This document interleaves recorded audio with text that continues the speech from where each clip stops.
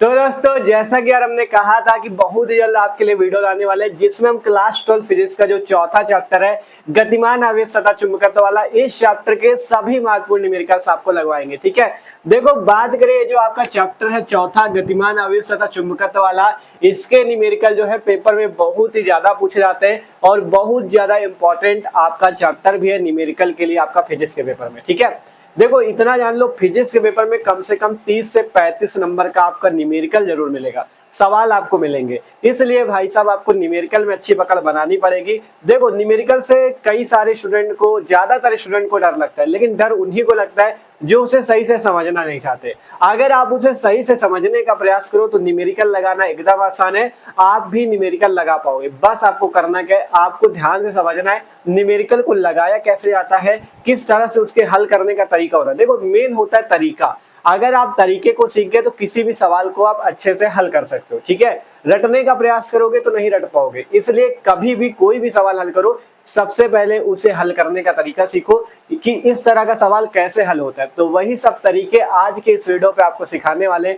बस आपको करना क्या है, इस वीडियो को, इस क्लास को आपको लास्ट तक देखना है। इस चैप्टर जो गतिमान आवेश सतह चुंबकत्व चैप्टर के सभी महत्वपूर्ण न्यूमेरिकल्स को आज के इस वीडियो पे देखेंगे। ठीक है, तो पूरा वीडियो देखोगे, सारे न्यूमेरिकल आप सीख जाओगे। ठीक है, और जितने न्यूमेरिकल होने वाले पिछले वर्षों के पेपर से लिए गए हैं, पिछले वर्षों के पेपर में सवाल पूछे गए हैं, तो इस बार आने के भी इनके चांसेस रहेंगे। ठीक है, तो मस्त तरीके से एक एक क्वेश्चन को हल करते हैं। सब लोग कॉपी पेन निकाल लो, पूरा तरीका बताएंगे कैसे एक एक क्वेश्चन हल करना है। ठीक है, कॉपी पेन निकाल के बैठो जिससे आसानी से कर पाओगे। ठीक है, तो देखो अगर आप चैप्टर 4 गतिमान आवेश सतह चुंबकत्व के सवालों को लगाना चाहते हो तो इसके लिए सबसे जरूरी है फॉर्मूला।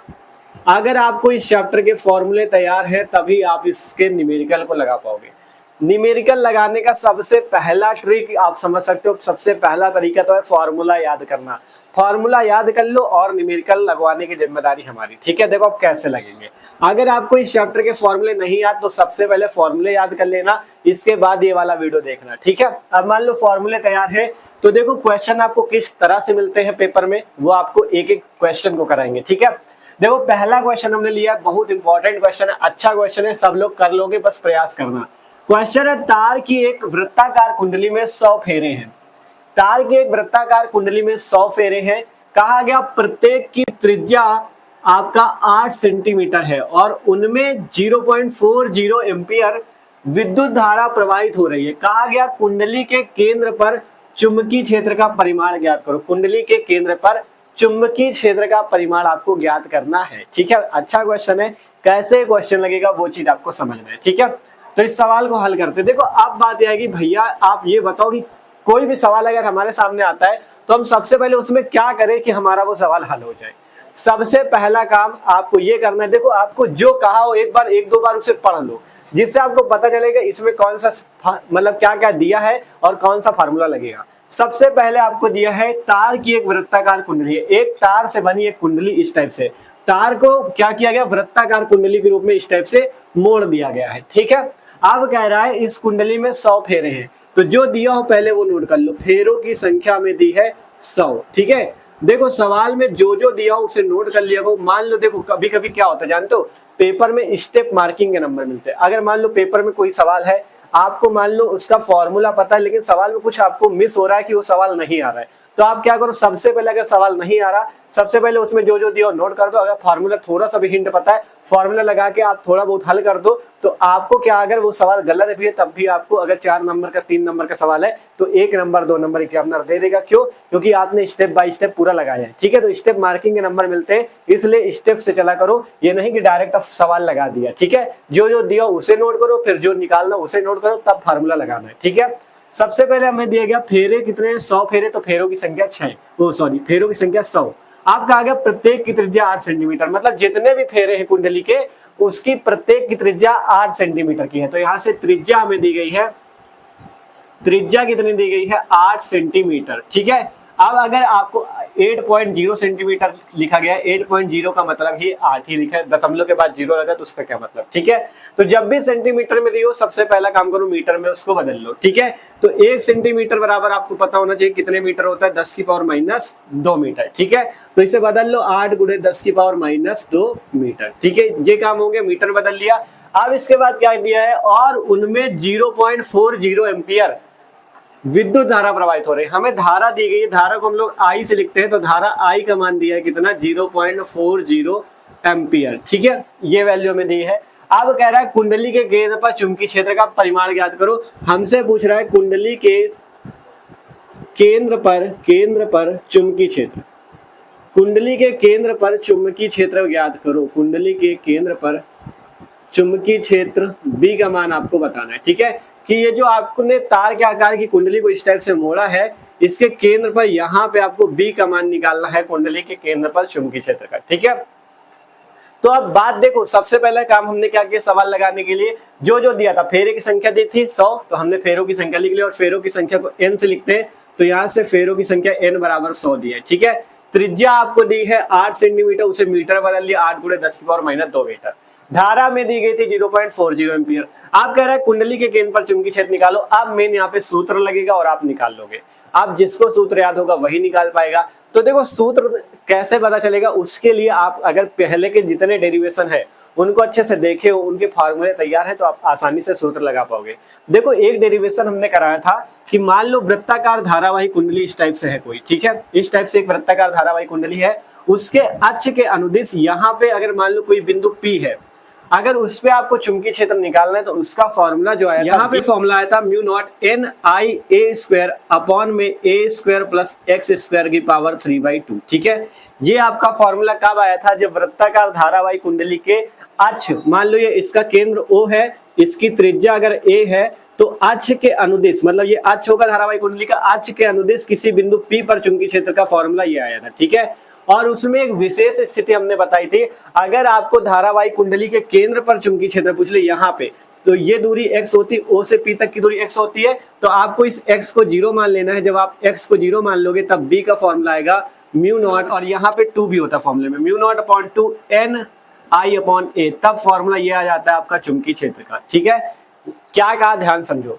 हमने डेरिवेशन कराया था जिसमें आपको एक वृत्ताकार धारावाही कुंडली थी जिसकी त्रिज्या a, केंद्र O, और O से x दूरी पे एक बिंदु P था अक्ष पे, जिस पे हमें चुंबकीय क्षेत्र निकालना था। उसका फॉर्मूला हमने निकाला था B बराबर μ0 NIA² अपॉन में 2a² प्लस x² की पावर 3/2। और इसमें एक कंडीशन, एक स्थिति हमने बताई थी, अगर आपसे कहीं P बिंदु पर चुंबकीय क्षेत्र पूछे तो ये सूत्र लगाना, लेकिन P बिंदु पर ना पूछ के अगर आपसे कह दे धारावाही कुंडली के केंद्र पर चुंबकीय क्षेत्र, मतलब यहाँ O बिंदु पे, तो जब O बिंदु पे यहाँ पे चुंबकीय क्षेत्र पूछेगा यहाँ पे, तो जब यहाँ पे पूछेगा तो x तो रह ही नहीं जाएगा, तो x की वैल्यू 0 हो जाती है। तब फॉर्मूला आया था B बराबर μ0/2 NI/A। तो यहाँ पे जो धारावाही कुंडली के केंद्र पर चुंबकीय क्षेत्र का सूत्र लगेगा, वो सूत्र लगेगा ये वाला B बराबर μ0/2 NI/A। ठीक है, यही फॉर्मूला लगेगा।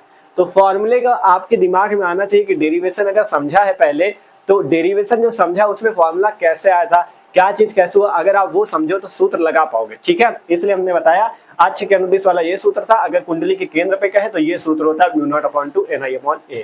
ये सब फॉर्मूले याद रखो। ठीक है, जैसे यहाँ पे मान लो μ0/2 NI/A वाला लगा, कुंडली के केंद्र पर जब का अक्ष पर पूछा जाएगा तो ये वाला लगाएंगे। ठीक है, तो ये चीज आपको समझ के रखना है। तो अब फॉर्मूला पता चल गया, अब आसान है, मेन होता फॉर्मूला।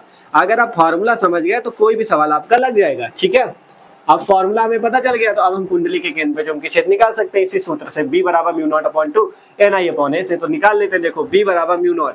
अब बात आएगी μ0 का मान बताओ। ठीक है, μ0 की वैल्यू तो याद रखना, देखो अगर आपको μ0/4π दिखता है तो उसका मान होता है 10⁻⁷। अगर μ0/4π दिखता है तो उसका मान होता है 10⁻⁷।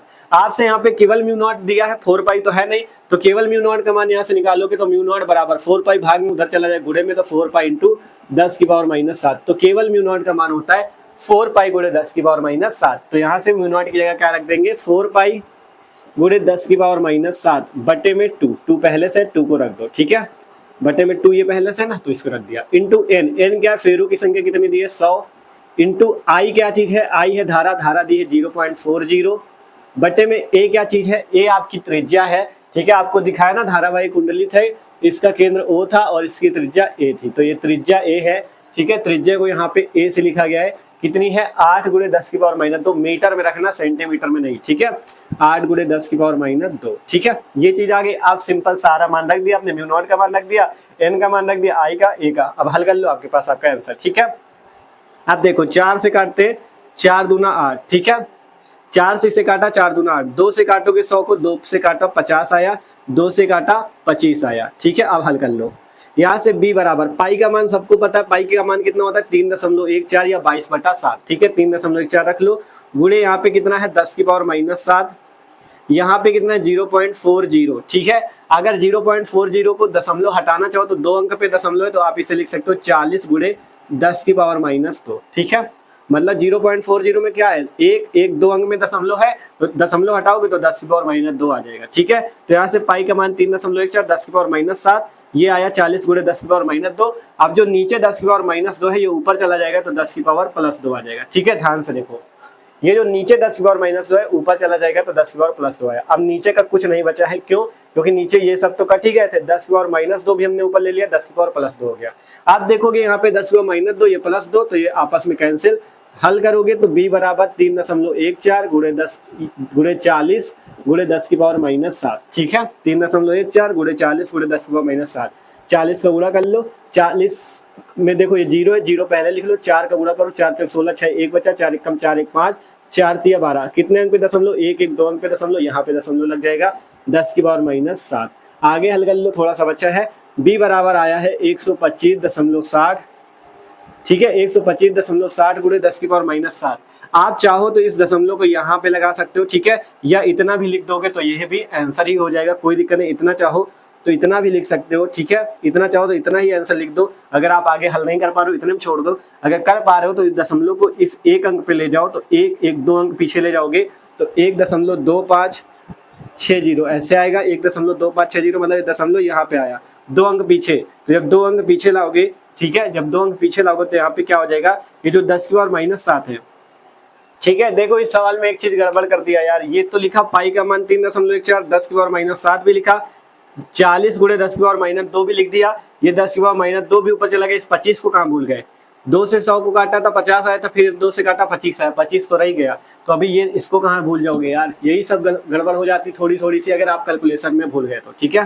तो यहाँ पे 25 भी है अभी आपके पास, ये जो ऊपर आपको दिख रहा है काटने पीटने में आया है, ये 25 भी आगे रहेगा यहाँ पे, ठीक है, ये 25 भी आगे रहेगा। आप देखो इसे सही से हल करते हैं, ठीक है, थोड़ी सी मिस्टेक हो गई थी, 25 को तो भूल ही गए थे आप लोग, ठीक है, यहाँ पे 25, आप इसे हल करो, 25 का गुणा सबसे पहले 40 में कर लो, 3.14 गुणे 25 चौको 100 और 1 0 पहले से ये आ गया, ठीक है। देखो 25 का 40 पे गुणा 1000 हो गया और 10 की पावर -7। आप यहाँ से निकालोगे तो b बराबर 3.14 है, 3.14 का 1000 से गुणा कर दो, ठीक है, तो 314 और 3 0 आगे, 3 0 आगे।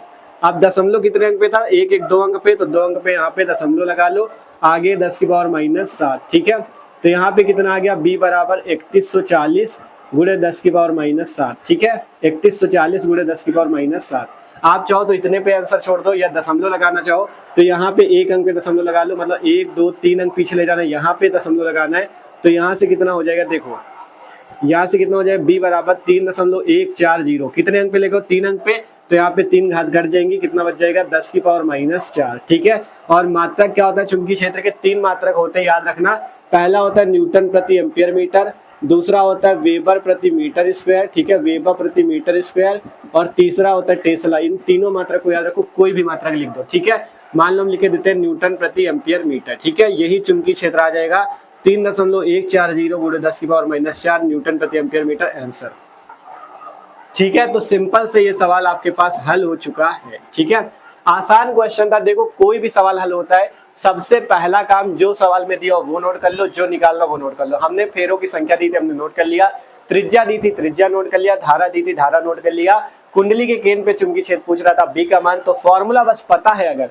तो आसानी से हो जाएगा। हमें फॉर्मूला पता था b बराबर μ0/2 NI/A, सिंपल सा फॉर्मूला रखा, सारा मान रख दो, बस कैलकुलेशन में थोड़ा सा मिस्टेक हो गई थी, कैलकुलेशन में ध्यान दे रहो, आसानी से आपके पास b का मान निकल आएगा। इसी तरह से सारे सवाल हल होंगे, बस मेन चीज कोई भी सवाल आपके सामने आए, आपको जो दिया वो नोट कर लो, जो निकालना वो नोट कर लो, फॉर्मूला लगाओ, आपके पास आपका आंसर, ठीक है। इंपॉर्टेंट क्वेश्चन था ये, पिछले 1-2 वर्षों में पूछा जा चुका है और एनसीईआरटी का क्वेश्चन है, ठीक है, इंपॉर्टेंट था और आपको इस टाइप के क्वेश्चन पेपर में मिलेंगे भी, ठीक है। तो आशा करते हैं पहला क्वेश्चन आपको आसानी से समझ में आ चुका है, आप इसे नोट कर लो। आप देखते हैं हम लोग अगला क्वेश्चन, जितने क्वेश्चन इस वीडियो में बताएंगे सारे इंपॉर्टेंट है, सभी को आपको अच्छे से देखना है, ठीक है। तो जल्दी से इसे नोट कर लो। आज चलते हैं अगले क्वेश्चन की ओर। तो अब देखो हमारे पास अगला जो क्वेश्चन है वो भी अच्छा क्वेश्चन है, इसे भी पढ़ते हैं और हल करते हैं, ठीक है। क्वेश्चन है हमारे पास, एक लंबे सीधे तार से 35 एम्पीयर विद्युत धारा प्रवाहित हो रही है। तार से 20 सेंटीमीटर दूरी पर स्थित किसी बिंदु पर चुंबकीय क्षेत्र का परिमाण क्या है, ठीक है। क्या क्वेश्चन है, कह रहा है कि एक लंबा सीधा तार है। सबसे पहले आपके पास इस टाइप से एक लंबा सीधा तार है, ठीक है। अब कह रहा है इस तार से 35 एम्पीयर विद्युत धारा बह रही है, मतलब तार में क्या है 35 एम्पीयर की धारा इसमें प्रवाहित हो रही है, ठीक है। लंबा सीधा तार है, ठीक है, जिसमें 35 एम्पीयर की धारा प्रवाहित हो रही है। कहा गया तार से 20 सेंटीमीटर दूर, मान लो तार है, इस तार से 20 सेंटीमीटर दूरी पर स्थित किसी बिंदु, मान लो 20 सेंटीमीटर दूरी पे कोई बिंदु स्थित है, यहाँ पे मान लेते हैं एक बिंदु P स्थित है, ठीक है। इस बिंदु P पे चुंबकीय क्षेत्र का परिमाण निकालना है। इस बिंदु P पर चुंबकीय क्षेत्र B का मान हमें निकालना है। ये सिंपल सा सवाल है, हल कर लेते हैं इसे, ठीक है। हमारे पास क्या दिया, एक लंबा सीधा तार है जिसमें 35 एम्पीयर विद्युत धारा, जो दिया उसे नोट जरूर करो। विद्युत धारा I का मान है 35 एम्पीयर, ठीक है। कितना दिया है 35 एम्पीयर। अब कह रहा है तार से 20 सेंटीमीटर दूर, मतलब दूरी R का मान दिया है कितना 35 सेंटीमीटर। फिर सेंटीमीटर आया तो जब भी सेंटीमीटर आए मीटर में बदल लो। सेंटीमीटर को मीटर में बदलने के लिए 10 की पावर -2 का गुणा होता है, तो 35 गुणे 10 की पावर -2 मीटर, ठीक है। बदल गया इसमें। अब इसके बाद कह रहा है किसी बिंदु पर चुंबकीय क्षेत्र, इतने मतलब जो आपका 35 सेंटीमीटर है ना, 20 सेंटीमीटर था, सॉरी 35 एम्पीयर की तो धारा है, 20 सेंटीमीटर था, तो 20 सेंटीमीटर दूरी पर स्थित चुंबकीय क्षेत्र निकालो। हमें निकालना क्या है सवाल में, चुंबकीय क्षेत्र। क्या निकालना है, चुंबकीय क्षेत्र B की वैल्यू निकालनी है, ठीक है। क्या निकालना है, चुंबकीय क्षेत्र B की वैल्यू। अब तभी B का मान निकाल पाओगे जब इसके लिए B का फॉर्मूला पता होगा। अभी जो फॉर्मूला लगाया था वो वृत्ताकार धारावाही कुंडली के लिए था, यह है लंबे सीधे तार के कारण चुंबकीय क्षेत्र का, ठीक है। जो धारावाही कुंडली इस टाइप से बनी थी वृत्ताकार, उसके लिए वो सूत्र था μ0/2 NI/A वाला, ठीक है। लेकिन जो आपका लंबा सीधा तार है उसके कारण चुंबकीय क्षेत्र का सूत्र जानते हो, उसके लिए एम्पियर का परिपथीय नियम याद रखो। पहला अनुप्रयोग क्या था, अगर मान लो लंबा सीधा तार है उसके कारण P बिंदु पर चुंबकीय क्षेत्र निकालना, तो यहाँ पे इस टाइप से एक वृत्ताकार पथ हम लोग मान लेते हैं, इस टाइप से एक वृत्ताकार पथ मान लेते हैं, ठीक है। इस टाइप से हम क्या करते हैं, एक वृत्ताकार पथ मान लेते हैं और मान लेते हैं इस बिंदु P पे जो DL वेक्टर है और B वेक्टर है वो एक ही दिशा में कार्यरत है, ठीक है। इस टाइप से हम लोग मान लेते हैं। तब हम लोग जो चुंबकीय क्षेत्र का मान निकालते हैं उसका फॉर्मूला क्या आता है, B बराबर μ0/2 पाई I/R। यही फॉर्मूला तो आया था, ठीक है, यही फॉर्मूला तो आता है B बराबर μ0/2 पाई I/R। हमने पढ़ा रखा है, जब एम्पियर का परिपथीय नियम पढ़ाया था उसमें पहला अनुप्रयोग जब पढ़ाया ना कि लंबे सीधे धारावाही तार के कारण चुंबकीय क्षेत्र, तो वही चीज है, लंबे सीधे धारावाही तार के कारण किसी बिंदु P पे चुंबकीय क्षेत्र का सूत्र आता है B बराबर μ0/2 पाई I/R। मेन आपको फॉर्मूला ही समझना है इस चैप्टर पे, क्योंकि आपको चुंबकीय क्षेत्र तो सब जगह पूछेगा, लेकिन किसी में लंबे सीधे धारावाही तार के कारण पूछेगा, किसी में कुंडली के कारण पूछेगा। तो यही चीजें आपको कंफर्म करनी, इसी के फॉर्मूले आपको याद रखने, ठीक है।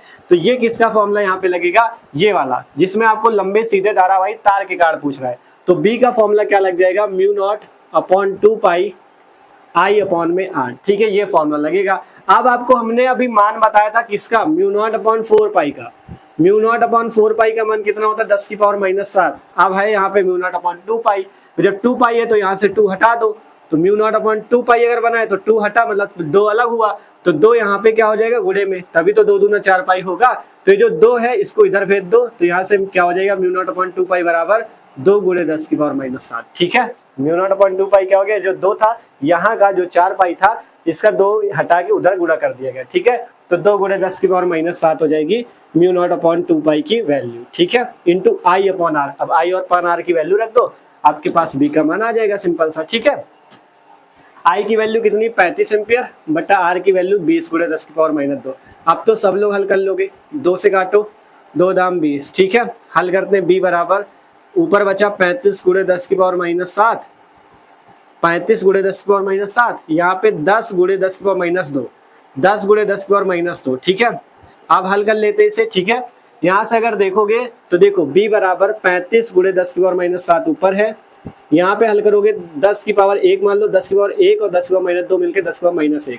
अब ये 10 की पावर -1 ऊपर चला जाएगा तो b बराबर 35 गुणे 10 की पावर -7, 10 की पावर -1 ऊपर गया तो प्लस का 1 बन गया। अब इसे हल कर लो, b बराबर 10 की पावर +1 और 10 की पावर -7 मिलकर 10 की पावर -6, तो b बराबर 35 गुणे 10 की पावर -6। चुंबकीय क्षेत्र का मात्रक सबको पता है, 3 मात्रक बताए तो चाहे टेस्ला लिख लो, चाहे न्यूटन प्रति एम्पीयर मीटर लिख लो, या वेबर प्रति मीटर स्क्वायर लिख लो, यही आपके पास आंसर हो जाएगा।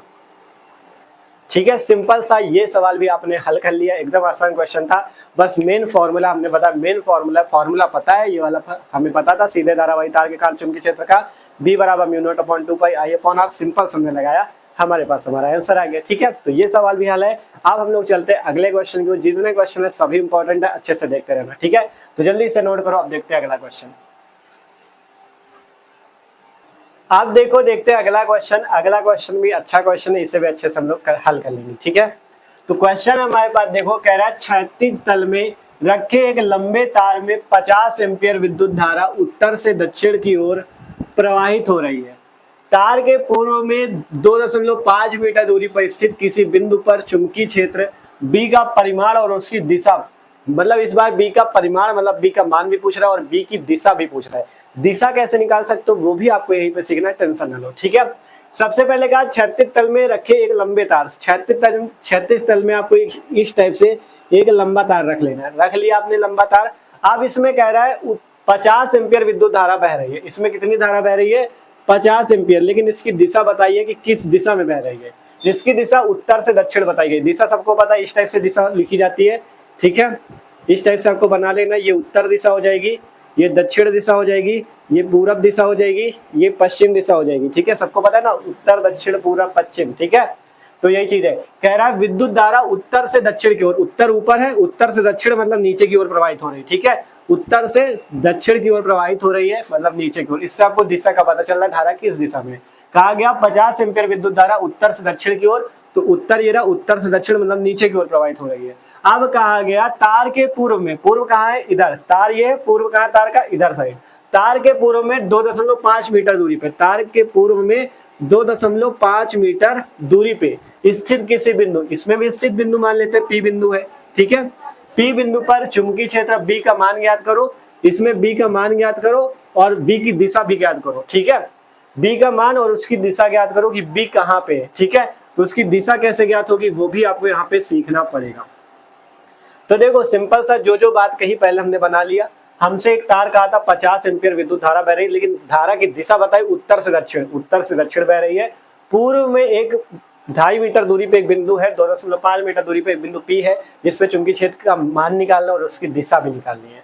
तो दिशा कैसे निकालेंगे अभी समझते हैं। ठीक है, सबसे पहले इस सवाल को भैया हल किया जाए। अगर आप लोग चित्र समझ रहे हो कि एक लंबा सीधा तार है, तार के कारण चुंबकीय क्षेत्र निकालना है, तो तुरंत फॉर्मूला याद आना चाहिए। जब तार के कारण चुंबकीय क्षेत्र निकालते तो अभी पहले ही फॉर्मूला लगाया, B बराबर μ0/2πI/r, तो वही लगा देना है। तो यहाँ पे 36 तल में रखे एक तार में 50 एम्पीयर विद्युत धारा I हमें दिया है। ठीक है, कंजूसी नहीं करना, लिख लो पूरा। ठीक है, विद्युत धारा I बराबर 50 एम्पीयर दिया है उत्तर से दक्षिण की ओर। तार के पूर्व में 2.5 मीटर दूरी R का मान दिया है 2.5 मीटर। इस बार मीटर में दिया है तो सेंटीमीटर में दिया होता तो मीटर बदलते, जब मीटर में दिया तो कोई दिक्कत नहीं। ठीक है, अब कह रहा है चुंबकीय क्षेत्र B का मान और दिशा ज्ञात करो। B का मान हमसे पूछ रहा है, तो पहले मान निकाल लेते हैं। मान तो इसी फॉर्मूले से निकलेगा, μ0/2πI/r से। ठीक है, इसी से निकलेगा। तो B बराबर μ0/2π, मान आपको भी पता है 2 × 10⁻⁷ हो जाएगा।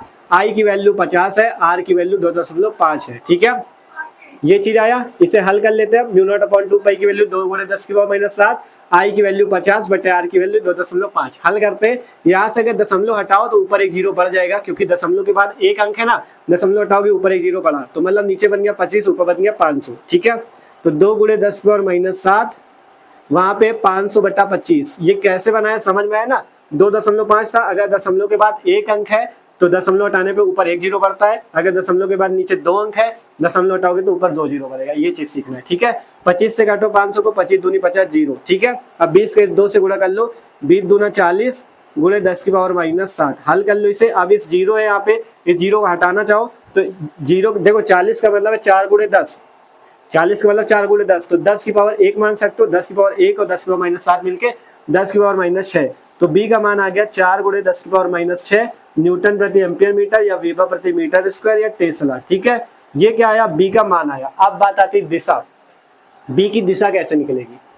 तो दिशा निकालने के लिए आपको जब भी आपको अगर चुंबकीय क्षेत्र दिया है, धारा मतलब देखो जैसे यहाँ पे धारा दी है 50 एम्पियर, चुंबकीय क्षेत्र निकालना है, चुंबकीय क्षेत्र की दिशा बताना है, तो इसके लिए एक नियम होता है दाएं हाथ की हथेली का नियम नंबर 1। ठीक है, कौन सा नियम, दाएं हाथ की हथेली का नियम नंबर 1। इसके लिए आपको करना क्या है, अपना इस टाइप से दाएं हाथ लेना, इस टाइप से फैला लो। ठीक है, दाएं हाथ को फैला लिया। अब आपको करना क्या, इस दाएं हाथ में ये जो अंगूठा है इसको धारा की दिशा में, दाएं हाथ के अंगूठे को धारा की दिशा में, उंगलियों को वहां पे रखना है जहां पे चुंबकीय क्षेत्र निकालना है। फिर जो हथेली होती है वो चुंबकीय क्षेत्र की दिशा को बताती है। जैसे दायां हाथ ये रहा, इसको धारा की दिशा में रखो, धारा कहाँ बह रही है, नीचे की ओर, तो दायां हाथ को इस टाइप से, धारा कहाँ बह रही है, अंगूठे, अंगूठा वहां पे रखो जहां धारा बह रही है। धारा की दिशा नीचे की ओर है, उत्तर से दक्षिण की ओर, तो अंगूठे को धारा की दिशा में, उंगलियां कहाँ रहेंगी, जहां पे चुंबकीय क्षेत्र निकालना है, पी बिंदु पे चुंबकीय क्षेत्र निकालना है, तो उंगलियां इस दिशा में, अंगूठा धारा की ओर। ठीक है, अब जो हथेली होगी ये क्या बताएगी, धारा की दिशा। तो हथेली बाहर की ओर दिख रही है आपको, देखो अंगूठा क्या दिख रहा है, धारा की दिशा में नीचे की ओर, उंगलियां क्या दिखा रही है, चुंबकीय क्षेत्र। तो ये जो हथेली होगी ये क्या दिखाएगी, धारा की दिशा।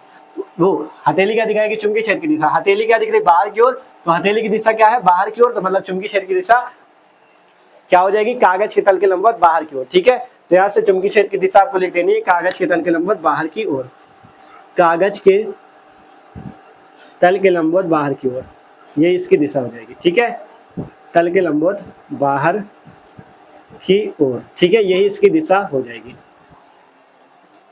ठीक है, मतलब सीधी सी बात, जब भी दिशा निकालना हो, दिशा हमने कैसे निकाल ली, सिंपल दाएं हाथ को फैला लो इस टाइप से, अंगूठे को धारा की दिशा में रखो, उंगली जहां पे चुंबकीय क्षेत्र निकालना है, हथेली बता देंगी धारा की, वो चुंबकीय क्षेत्र की दिशा। हमने इस टाइप से रखा, अंगूठा धारा की दिशा में, उंगली चुंबकीय क्षेत्र, हथेली बाहर की ओर है, मतलब बाहर की ओर लंबवत आपका चुंबकीय क्षेत्र लगेगा। तो हमने लिख दिया कागज के तल के लंबवत बाहर की ओर। अगर इस टाइप से हथेली आती तो अंदर की ओर लगता। ठीक है, तो इस टाइप से आप दिशा भी निकाल सकते हो।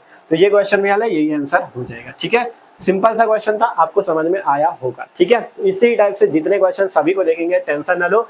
जिसको न्यूमेरिकल नहीं आते वो भी समझने का प्रयास करेगा तो उसको भी समझ में आएंगे। बस फॉर्मूले तैयार कर लो, आप आसानी से कर पाओगे।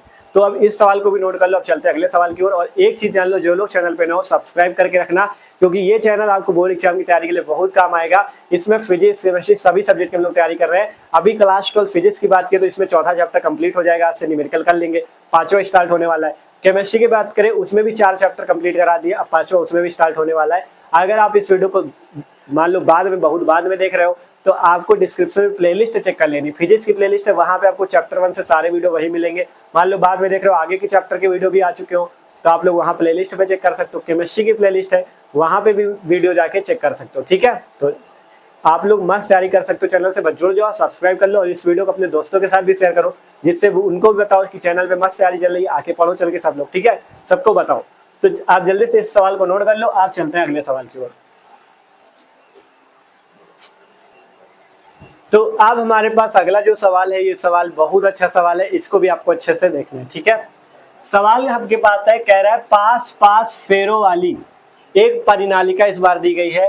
पास फेरों वाली एक परिनालिका 80 सेंटीमीटर लंबी है। एक आपके पास इस टाइप से एक परिनालिका है जो कि 80 सेंटीमीटर लंबी है। ठीक है, कह रहा है इसमें 5 परतें हैं। ठीक है, इसमें 5 परतें हैं जिनमें से प्रत्येक में 400 फेरे। इनमें कितनी परतें, 5 परतें हैं। ठीक है, इस टाइप से 5 परतें, इस टाइप से 2 3 4 5, इस टाइप से 5 परतें हैं और प्रत्येक परत में 400 फेरे।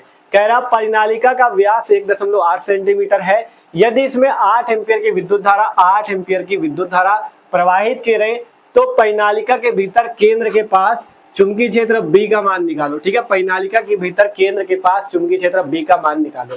तो इसके लिए परिनालिका का जब भी सवाल आ जाए तो परिनालिका का फॉर्मूला याद रखो। B बराबर सूत्र होता है B बराबर म्यू नॉट एन आई, ये सूत्र होता है B बराबर म्यू नॉट एन आई। ठीक है, एन होती है फेरों की संख्या, ये जो स्मॉल एन होता है, ये क्या होती है, प्रति एकांक आयतन में फेरों की संख्या। प्रति एकांक आयतन में फेरों की संख्या। आई होती विद्युत धारा, म्यू नॉट को आप लोग जानते हो। ठीक है, तो सिंपल यहाँ पे हमें ये चीज कहा गया है। आप देखो आगे समझते हैं सवाल में क्या क्या दिया है, क्या क्या हमें निकालना है। फॉर्मूला बस याद रखो परिनालिका के लिए B बराबर म्यू नॉट एन आई। ठीक है, अब इस सवाल को हल करते हैं।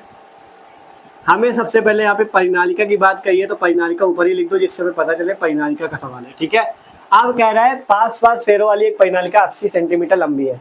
हमें लंबाई L का मान दिया, परिनालिका के लिए लंबाई L का मान दिया 80 सेंटीमीटर। सेंटीमीटर दिख गया, तुरंत सेंटीमीटर को पकड़ के मीटर बदल दो। ठीक है, तो 80 सेंटीमीटर को मीटर मान लोगे, 80 गुणे 10⁻2 मीटर।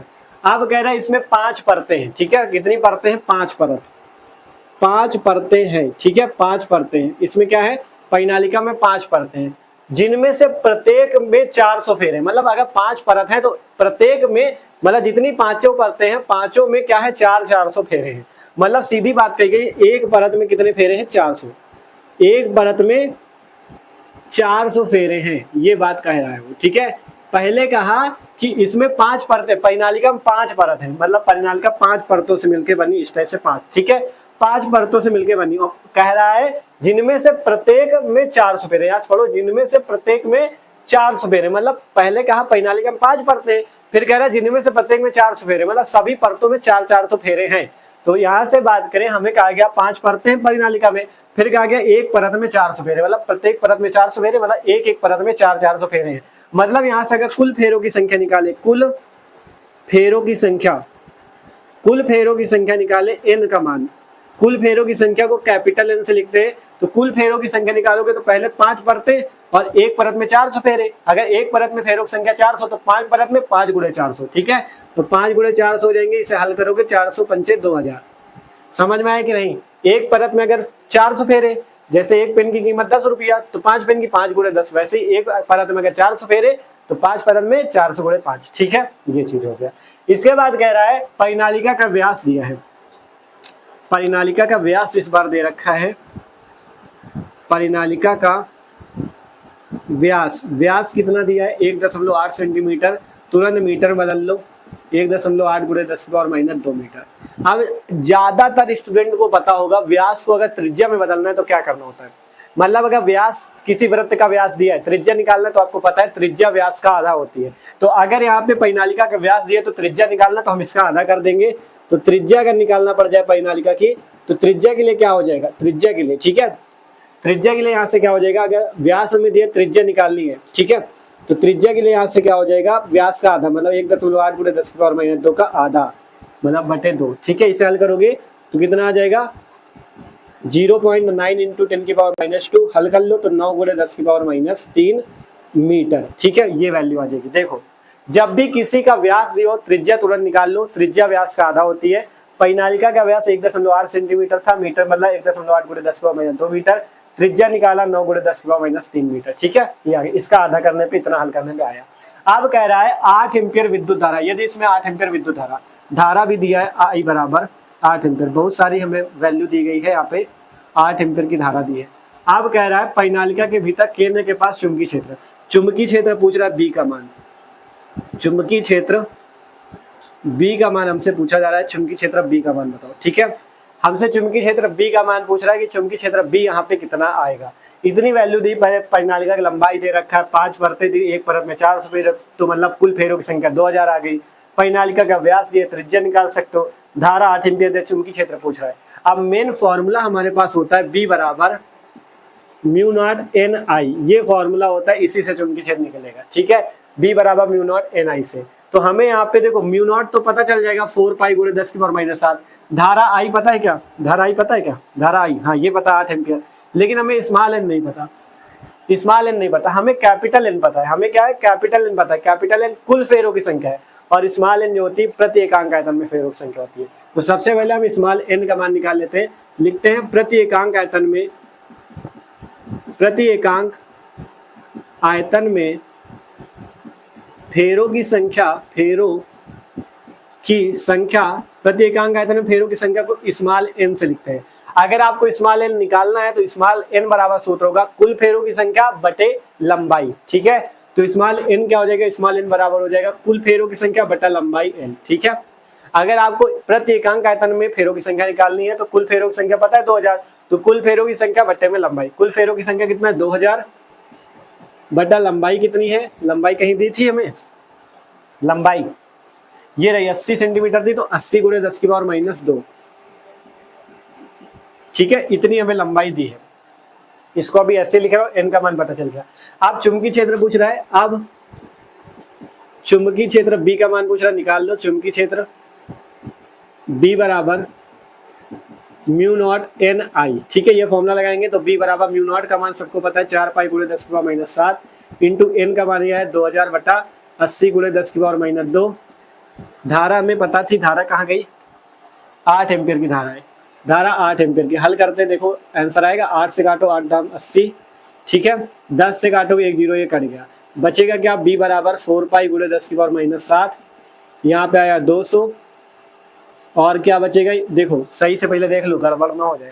पहले हमने 8 से काटा 8 दाम 80, 10 था तो 1 0 कट गया, 200 बच गया। ठीक है, 4 पाई गुणे 10 की पावर माइनस 7 गुणे 200, ये जो 10 की पावर माइनस 2 नीचे है, अगर ऊपर जाएगा तो 10 की पावर प्लस का 2 बन जाएगा। हल कर लो इसे, बी बराबर पाई का मान रख लो 4 गुणे 3.14, 10 की पावर माइनस 7 और 10 की पावर 2, इसे भी हल कर ले, 200 पहले लिख लो, 10 की पावर माइनस 7 और 10 की पावर 2, ये क्या हो जाएगा कि 10 की पावर माइनस 5। अब हल करो, बी बराबर यहाँ से 200 का गुणा 3.14 पे कर दो। ठीक है, यहाँ 2 0 है पहले, फिर 2 का गुणा करो, 2 चौको 8, 2 कम 2, 2 3 6। ठीक है, 2 अंक बाद लगा तो 2 अंक बाद लगा लो, हल करो 10 की पावर माइनस 5। ठीक है, देख सकते हो 314 पे 200 को गुणा किया 628.00। पहले दशमलव को भूल जाना है, पहले 2 0 लिख लो, 2 का गुणा 2 चौको 8, 2 कम 2, 2 3 6, 2 अंक पे दशमलव लगा लो। हल करो, यहाँ से बचा 4 गुणे 628 गुणे 10 की पावर माइनस 5। ठीक है, हल कर लेते हैं, बी बराबर 4 8 32 2 3 4 दूना 8 8 3 11 1 4 6 24 1 25 112 गुणे 10 की पावर माइनस 5। अब क्या कर सकते हो, यहाँ पे बीच में यहाँ पे एक अंक पे दशमलव लगा लो, तो बी बराबर 2.512 गुणे कितने अंक पे दशमलव लगाया, 1 2 3 अंक पे, 3 अंक पे लगाया है तो यहाँ पे 3 घात घटा देनी, 10 की पावर माइनस 2 बच जाएगा। यही चुंबकीय क्षेत्र आना चाहिए। ठीक है, यही चुंबकीय क्षेत्र आएगा आपका न्यूटन प्रति एम्पियर मीटर आंसर। ठीक है, सिंपल से आपने निकाल लिया 2.512 इंटू 10 की पावर माइनस 2। यहाँ पे आप त्रिज्या ना चाहो तो ना निकालो, क्योंकि त्रिज्या का कहीं भी यूज होना नहीं है, तो त्रिज्या को ना निकालो। ठीक है, हमें सिंपल त्रिज्या के वैसे भी कोई फॉर्मूला में जरूरत पड़ी नहीं, तो त्रिज्या निकालने से कोई फायदा नहीं। लंबाई दी थी, परत 5 परतें थी, 400 फेरे थे, तो कुल फेरों की संख्या 400 गुणे 5 2000 फेरे हो गए। फिर परिनालिका का व्यास दिया है, धारा दी है इतनी, चुंबकीय क्षेत्र पूछ रहा है। परिनालिका के लिए फॉर्मूला पता है, बी बराबर म्यू नॉट एन आई, लेकिन स्मॉल एन होता प्रति एकांक आयतन में फेरों संख्या, कैपिटल एन यहाँ पे क्या, कुल फेरों की संख्या। तो प्रति एकांक आयतन में फेरों की संख्या निकालने के लिए स्मॉल एन बराबर कैपिटल एन बटा एल, कैपिटल एन कुल फेरों की संख्या बटा एल लंबाई। ठीक है, तो यहाँ से स्मॉल एन का मान निकला, वैल्यू यहाँ पे स्मॉल एन की रख दो, हल कर लो, आपके पास बी आ जाएगा 2.512 गुणे 10 की पावर माइनस 2 न्यूटन प्रति एम्पियर मीटर। तो सिंपल से ये सवाल भी हल है, ये सवाल भी अच्छा क्वेश्चन था, इस टाइप के क्वेश्चन पूछे जाते हैं। तो जब भी परिनालिका को कोई भी सवाल हो, यही फॉर्मूला आपको लगाना है, म्यू नॉट एन आई। ठीक है, तो ये सवाल भी हल है। अब और अच्छे अच्छे क्वेश्चन देखते हैं जो कि पेपर में पूछे जाते हैं, तो जल्दी से सब लोग इसे नोट कर लो।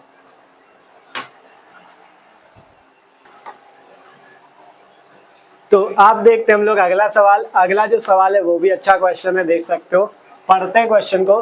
कहा गया एक दूसरे से 4 सेंटीमीटर की दूरी पर रखे दो लंबे सीधे समांतर तारों ए एवं बी से क्रमशः 8 एम्पियर एवं 5 एम्पियर की विद्युत धाराएं एक ही दिशा में प्रवाहित हो रही है। तार ए के 10 सेंटीमीटर खंड पर बल का आकलन कीजिए। ठीक है, क्वेश्चन बहुत अच्छा है। कह रहा एक दूसरे से 4 सेंटीमीटर की दूरी पर रखे दो लंबे सीधे समांतर तारों ए एवं बी से क्रमशः 8 एम्पियर एवं 5 एम्पियर की विद्युत धारा एक ही दिशा में प्रवाहित हो रही है।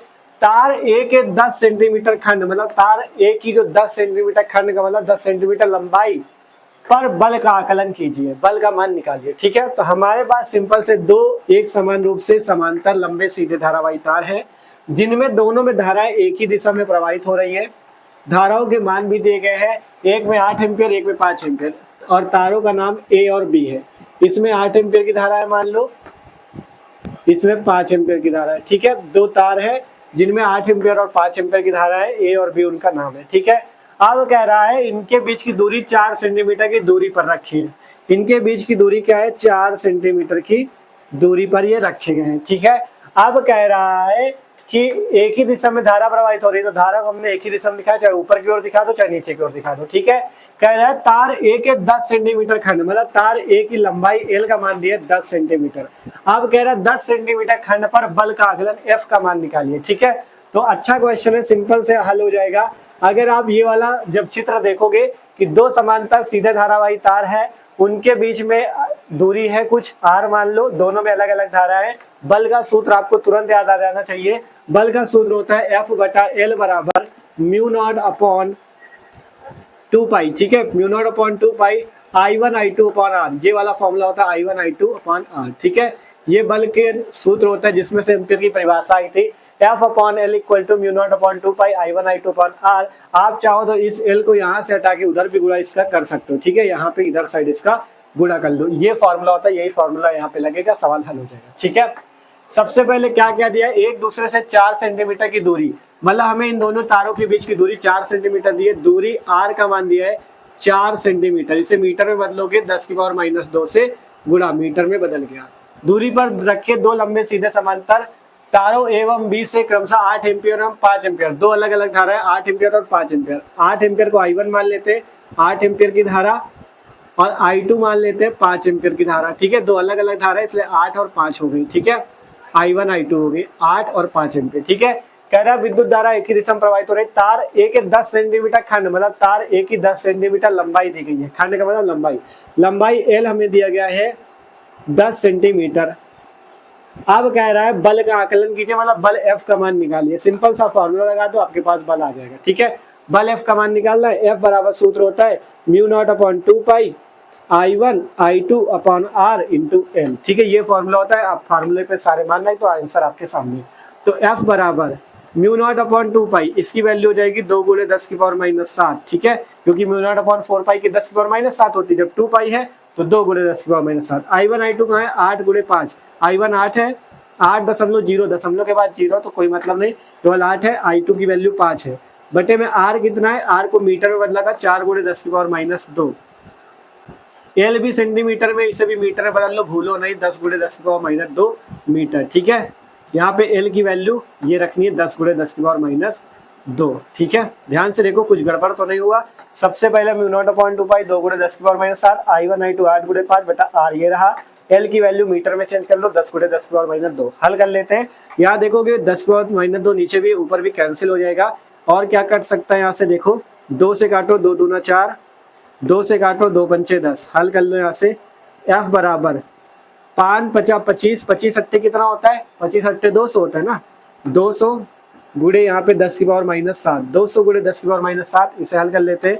तो F बराबर 2, ये 2 जीरो है, मतलब 10 की पावर 2, 10 की पावर 2 और 10 की पावर -7 मिलकर 10 की पावर -5 न्यूटन, 2 गुणे 10 की पावर -5 न्यूटन का बल लगता है। सिंपल सा, यही आपके पास आपका आंसर हो जाएगा, ठीक है। सिंपल सा क्वेश्चन हल है, क्वेश्चन में कुछ नहीं था, आसानी से हल है, बस अगर फॉर्मूला पता है आपको तो आप आसानी से फॉर्मूला लगाओगे और आंसर 2 गुणे 10 की पावर -5 न्यूटन का निकाल लोगे, ठीक है। तो सिंपल सा ये सवाल भी आसानी से हल हो चुका है, अच्छा क्वेश्चन था, इस टाइप के क्वेश्चन आते हैं, ठीक है। अब और भी अच्छे अच्छे क्वेश्चन को हम लोग देखते हैं, तो जल्दी से सब लोग इसका स्क्रीनशॉट कर लो। आप देखो अगला क्वेश्चन देखते हैं, ये क्वेश्चन भी अच्छा क्वेश्चन और पेपर में ज्यादातर पूछा जाता है, ठीक है। सवाल देखते हैं, क्वेश्चन कहा गया 6 गुणे 10 की पावर -4 टेस्ला के चुंबकीय क्षेत्र के लंबवत दिशा में 3 गुणे 10 की पावर 7 मीटर पर सेकंड से गतिमान किसी इलेक्ट्रॉन, कोई इलेक्ट्रॉन है जो कि गतिमान है, कितने वेग से, 3 गुणे 10 की पावर 7 मीटर पर सेकंड के वेग से। द्रव्यमान दिया है 9 गुणे 10 की पावर -31, किसका दिया है, इलेक्ट्रॉन का, कोष्टक में लिखे ना, तो इलेक्ट्रॉन का द्रव्यमान इतना है 9 गुणे 10 की पावर -31 किलोग्राम, तथा आवेश 1.6 गुणे 10 की पावर -19 कूलाम, ठीक है। ये चीज आपको याद भी रखना है कि इलेक्ट्रॉन का द्रव्यमान 9 गुणे 10 की पावर -31 होता है, आवेश होता है 1.6 गुणे 10 की पावर -19 कूलाम, क्योंकि इस सवाल में दे दिया, किसी किसी सवाल में नहीं दिया जाता, तो इलेक्ट्रॉन के लिए ये वैल्यू याद रखो, इलेक्ट्रॉन का द्रव्यमान की वैल्यू और इलेक्ट्रॉन के आवेश की वैल्यू, ये याद रखो, काम देगा, ठीक है। अब कह रहा है इसके पथ की त्रिज्या क्या है, मतलब इलेक्ट्रॉन के पथ की त्रिज्या आपको निकालनी है। फिर कह रहा है इसकी क्या आवृत्ति होगी, इसकी आवृत्ति निकालनी है। इसकी किलो इलेक्ट्रॉन वोल्ट में परिकलित कीजिए, इसकी ऊर्जा, यहाँ से ऊर्जा होना चाहिए, इसकी ऊर्जा जो है किलो इलेक्ट्रॉन वोल्ट मतलब keV में परिकलित कीजिए। यहाँ से आपको 1 इलेक्ट्रॉन वोल्ट का मान भी दिया 1.6 गुणे 10 की पावर -19 जूल, ठीक है। इतनी चीजें दी हैं, जो जो निकालना है देखो समझते हैं, ठीक है। हल करते हैं इस सवाल को, क्या क्या दिया देखो। सबसे पहले चुंबकीय क्षेत्र दिया गया इतना, बी का मान दिया है 6 गुणे 10 की पावर -4 टेस्ला, और क्या दिया है, लंबवत दिशा में 3 गुणे 10 की पावर 7 मीटर पर सेकंड का वेग, वेग v का मान दिया है, वेग v का मान दिया 3 गुणे 10 की पावर 7 मीटर प्रति सेकंड, ठीक है। ये हमें वेग दिया है 3 गुणे 10 की पावर 7 मीटर पर सेकंड से गतिमान किसी इलेक्ट्रॉन, कोई इलेक्ट्रॉन है जिसका द्रव्यमान, इलेक्ट्रॉन का हमें द्रव्यमान दिया, इलेक्ट्रॉन का द्रव्यमान m दिया है 9 × 10⁻31 किलोग्राम, और इलेक्ट्रॉन का आवेश, इलेक्ट्रॉन के आवेश को E लिखते हैं, E लिखो या Q लिखो, कितना दिया 1.6 × 10⁻19 कूलम, ठीक है।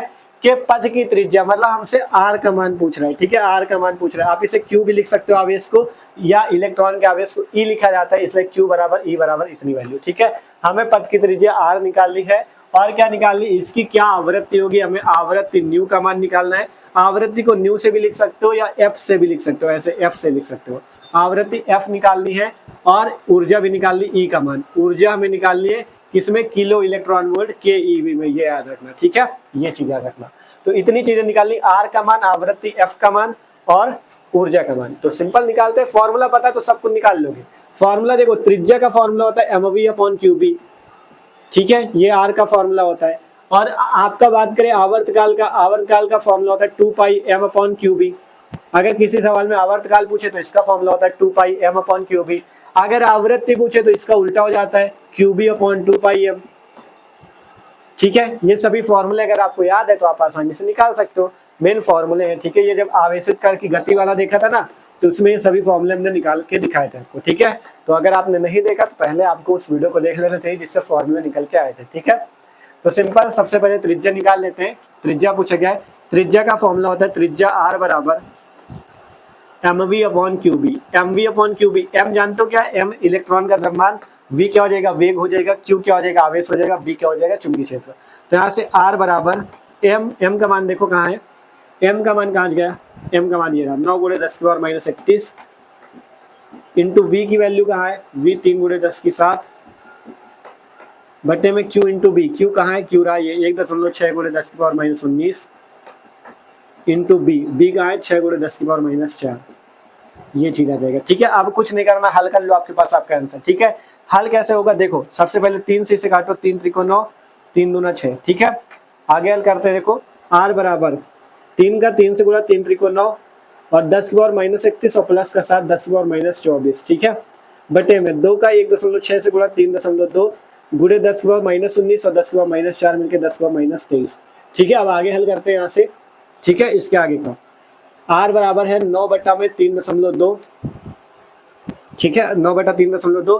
यहाँ से ऊपर देखोगे 10⁻24, नीचे देखोगे 10⁻23, मतलब काट दोगे, अगर 10⁻23 घाट काटो तो ऊपर केवल कितना बच जाएगा, 10⁻1 बच जाएगा, ठीक है। आप कुछ नहीं करना, इसे हल करना है। तो देखो दशमलव के बाद एक अंक है नीचे, तो अगर दशमलव हटाओगे तो ऊपर एक 0 बढ़ जाएगा। तो r बराबर 90/32 गुणे 10⁻1। अब कुछ नहीं करना, भाग दे दो, ठीक है। r बराबर 32 दूना 64, 2 ही भर जाएगा, तो 2 दशमलव करके वैल्यू आएगी। मैं आपको डायरेक्ट आंसर बता रहे कितना आएगा, आप लोग भाग देके चेक कर लेना, ठीक है, ठीक है। जब आप लोग भाग दोगे तो यहाँ पे 2.8 आएगा, 2.8 गुणे 10⁻1, ठीक है। या आप इसे इस टाइप से लिख के छोड़ दो, चलो इतना ही रहने दो, 2.8 गुणे 10⁻1 मीटर, ये आपके पास त्रिज्या आ जाएगी। जब आप 32 का भाग 90 में दोगे 2.8 आएगा, 10⁻1 की वैल्यू मीटर में आ गई। तो पथ की त्रिज्या आपने आसानी से निकाल ली, बस इसमें कैलकुलेशन था, हल कर लो, त्रिज्या आ गई। आवृत्ति पूछ रहा है, आवृत्ति का फॉर्मूला पता तो ये भी निकाल लोगे, qb/2πf, सिंपल निकाल लिया, कोई दिक्कत नहीं है। q का मान रखो, q है आवेश, ठीक है, केवल फॉर्मूला लगाओ, आंसर आपके हाथ में। 1.6 गुणे 10⁻19 इंटू बी, चुंबकीय क्षेत्र कहाँ है, ये रहा 6 गुणे 10⁻4, ठीक है, बटे में क्या आ जाएगा 2πm, 2π, पाई का वैल्यू 3.14 इंटू m का मान कितना है, m कहाँ चला गया, m का मान कितना है भैया, ये रहा 9.1 गुणे 10⁻31। अब कुछ नहीं करना, इसको आपको हल कर लेना है, ठीक है, कुछ नहीं करना है, इसको हल कर लेना। तो आप लोग इसको हल कर लेना, यहाँ पे आंसर हम आपको डायरेक्ट बता रहे हैं क्योंकि हल करने में फिर टाइम लगेगा, ठीक है। यहाँ पे सिंपल देख लेना, जो जिससे कट रहा हो काट पीट लेना, आंसर डायरेक्ट आपको बता रहे हैं। यहाँ पे आवृत्ति का मान आएगा 17 गुणे 10⁻6 हर्ट्ज, ठीक है, कितना आएगा 17 गुणे 10⁻6 हर्ट्ज, ये आपके पास आवृत्ति आ जाएगी, आप लोग हल कर लेना, ठीक है। ये आपके पास आवृत्ति आ जाएगी, सिंपल से आप लोगों को हल कर लेना, कुछ नहीं करना। पहले 2 से देखो, 6 काटा, 2 3 6 काट लो, फिर जो कट रहा हो काट पीट लो, और इनकी जो घाते इनको हल कर लो, आसानी से आ जाएगा, ठीक है। फिर आवृत्ति निकल आई। आप क्या पूछ रहा था, ऊर्जा, ऊर्जा ई का मान आपको पता करना है, ठीक है, ऊर्जा ई का मान पता करना और किलो इलेक्ट्रॉन वोल्ट में पता करना। मतलब यहाँ से आपको ई बराबर कौन सा सूत्र लगाना है, ई ऊर्जा के लिए आपको कौन सी ऊर्जा लगानी, गतिज ऊर्जा का सूत्र, ऊर्जा के बराबर 1/2 mv², ठीक है, गतिज ऊर्जा यहाँ से लगा देनी है, K बराबर 1/2 mv²। आप इसे K के रूप में लिखो या E के रूप में लिखो, कोई दिक्कत नहीं। E बराबर बस आपको 1/2 mv² वाला लगाना है, क्योंकि यहाँ पे आपको इलेक्ट्रॉन का वेग भी पता है, द्रव्यमान भी पता है, इसलिए। ठीक है, तो यहाँ से हल करते हैं। E बराबर 1/2। M की वैल्यू कितनी है, M कहाँ गया, M है 9 × 10⁻31। V की वैल्यू 3 × 10⁻7। तो M की वैल्यू 9 × 10⁻31, V की 10 कितनी है 3 × 10⁻7, और इसका स्क्वायर भी करना है। इसे आपको हल करके बता देंगे, पूरा टेंशन ना लो। 3 × 10⁻7 का स्क्वायर, ठीक है, स्क्वायर था इसलिए स्क्वायर। हल करो, ठीक है, ये क्या चीज था, 10⁻−31 है ना, 9 × 10⁻−31। ठीक है, अब हल करो। देखो 2 से अगर हम चाहे तो इसे काट सकते हैं। 2 से 9 को काटोगे 4.5 आ जाएगा, × 10⁻−31 इंटू 3 का स्क्वायर करो, 3 × 9, 10⁻7 का स्क्वायर करोगे 10⁻14, मतलब 10⁻7 × 10⁻7 हो जाएगा, 7 7 जुड़ जाएगा 10⁻14। अब हल कर लेते हैं। आपके पास ऊर्जा जूल में आएगी, पहले 9 का गुणा करो तो E बराबर 9 × 45, 5 4 बचा, 9 चौको 36, 4 40, 40.5 गुणे 10⁻−31 और -14 मिलकर 10⁻−17 बन गया। ठीक है, 31 से 14 कट जाएगा, 10⁻−17। ठीक है, 40.5 गुणे 10⁻−17, ये आपकी वैल्यू जो आएगी जूल में आएगी। ये वैल्यू किस में आएगी, E की जूल में आएगी। अभी जूल में वैल्यू है, हमें लानी किलो इलेक्ट्रॉन वोल्ट में, लेकिन यहाँ पे एक संबंध हमें बता दिया गया, 1 इलेक्ट्रॉन वोल्ट बराबर 1.6 × 10⁻−19 जूल। मतलब अगर आपको इलेक्ट्रॉन वोल्ट को जूल में बदलना है तो आपको इसका गुणा कर देना है। ठीक है, मतलब अगर 1 इलेक्ट्रॉन वोल्ट को आपको 1 जूल में बदलना है, मतलब 1 इलेक्ट्रॉन वोल्ट को अगर जूल में बदलना है तो इसका गुणा करना पड़ेगा 1.6 × 10⁻−19 का, तो वो वैल्यू जूल में बदल जाएगी। लेकिन हमें इसका उल्टा करना है, हमें जूल को इलेक्ट्रॉन वोल्ट में बदलना है। तो जब जूल को इलेक्ट्रॉन वोल्ट में बदलना है तो इसमें गुणा की जगह भाग कर दो। तो E बराबर क्या हो जाएगा, 40.5 गुणे 10⁻−17 में क्या करो 1.6 गुणे 10⁻−19 से भाग कर दो, तो आपका ये क्या हो जाएगा, इलेक्ट्रॉन वोल्ट में बदल जाएगा। मतलब कहा गया अगर इलेक्ट्रॉन वोल्ट को जूल में बदलना है तो आपको इस वैल्यू 1.6 गुणे 10⁻−19 से गुणा कर दोगे तो आपका इलेक्ट्रॉन वोल्ट जूल में बदल जाएगा। लेकिन इसका उल्टा हमें करना क्या, जूल को इलेक्ट्रॉन वोल्ट में बदलना है, इसलिए हम भाग करेंगे। ठीक है, अब हल कर लेते हैं। देखो यहाँ पे देखो कि दशमलव के बाद 1 अंक है, ऊपर देखो दशमलव के बाद 1 अंक। जब ऐसी स्थिति होगी जैसे नीचे दशमलव के बाद 1 अंक, ऊपर भी दशमलव के बाद 1 अंक, तो दशमलव से दशमलव कट जाएगा। मतलब अगर ऊपर दशमलव के बाद जितने अंक हो नीचे भी उतने ही अंक हो दशमलव के बाद, तो दशमलव से दशमलव काट सकते हो। यहाँ से बचेगा कितना, E बराबर 405/16। यहाँ से 10⁻−17 और 10⁻−19, देखो ऊपर 10⁻−17 है, नीचे है 10⁻−19, ऊपर जाएगा ये 10⁻+19 बन जाएगा। अब हल कर लो। E बराबर 16 का भाग दो, 16 दूनी 32 बचा 8, 16 पंचे 80 बचा 5, 16 × 3 = 48, 25.3, और इसे हल करोगे 10⁻−17 + 19 मिला के 10⁻2। तो E बराबर 25.3 गुणे 10⁻2, ये वैल्यू आई है इलेक्ट्रॉन वोल्ट में। लेकिन हमें इलेक्ट्रॉन वोल्ट में नहीं, हमें किलो इलेक्ट्रॉन वोल्ट में लानी है। तो इतना तो सबको पता होगा, 1 किलो बराबर कितना होता है। अगर 1 किलोग्राम है तो उसको लिखते हैं 10⁻3 ग्राम, मतलब 1 किलोग्राम बराबर 1000 ग्राम। तो वैसे ही अगर 1 ग्राम को किलोग्राम में बदलना हो तो 10⁻−3 किलोग्राम हो जाता है।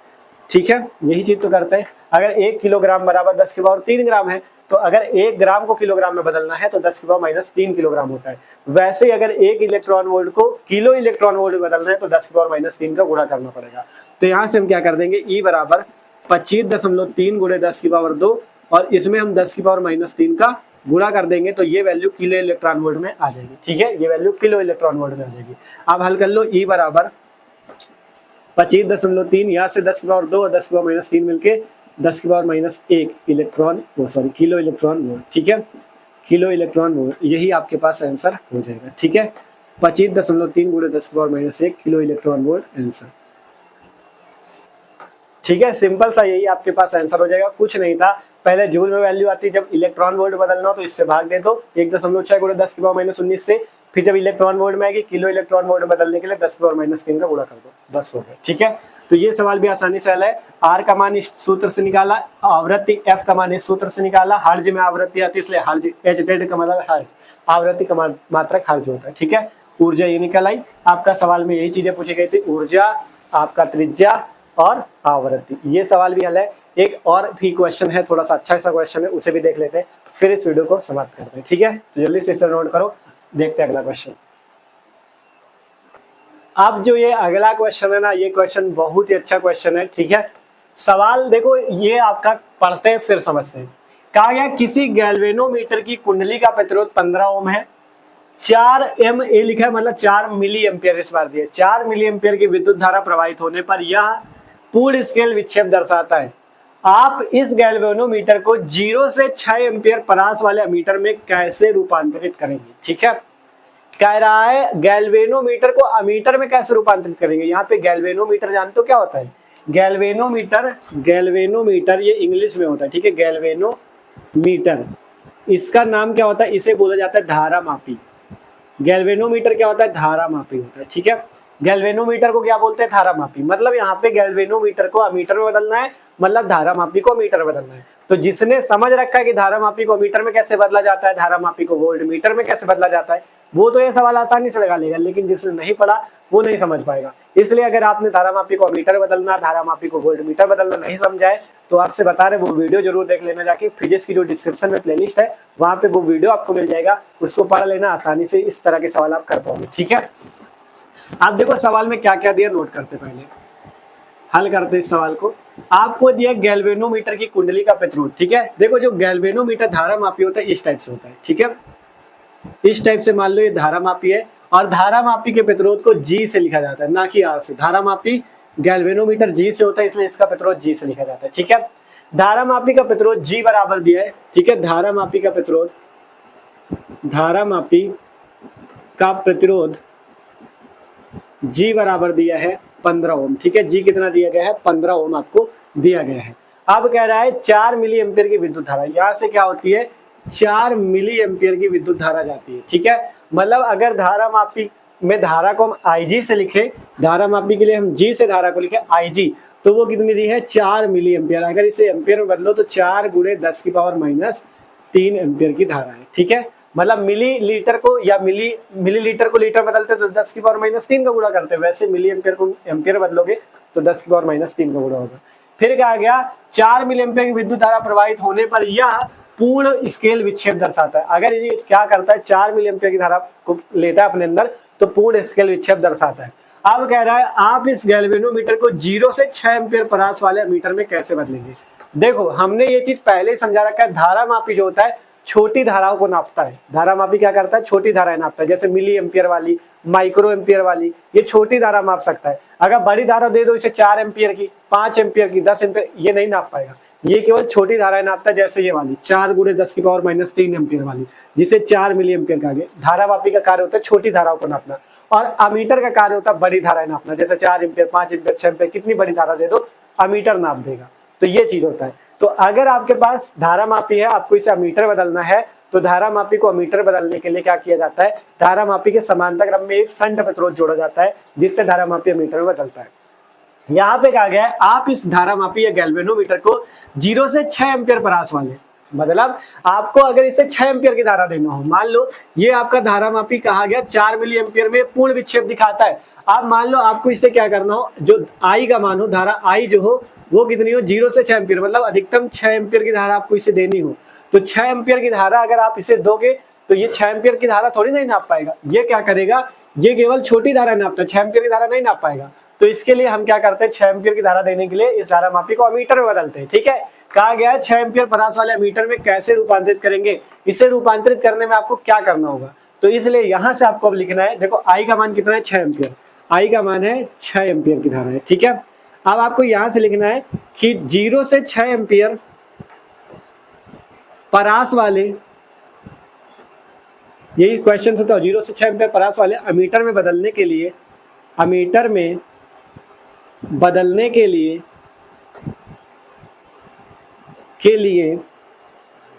धारा मापी के समांतर क्रम में एक प्रतिरोध, एक शंट प्रतिरोध, ठीक है, एक शंट प्रतिरोध जोड़ दिया जाता है। एक शंट प्रतिरोध एक होता है जिसका प्रतिरोध एकदम न्यूनतम होता है, शंट प्रतिरोध जोड़ दिया जाता है, ठीक है।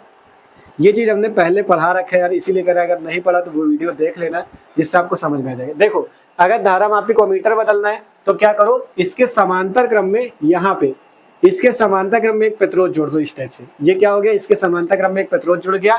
इस प्रतिरोध को नाम देते हैं शंट प्रतिरोध। क्या बोलते हैं? शंट प्रतिरोध बोलते हैं, ठीक है। संड प्रतिरोध और इसका प्रतिरोध लिखा जाता है एस से, ठीक है।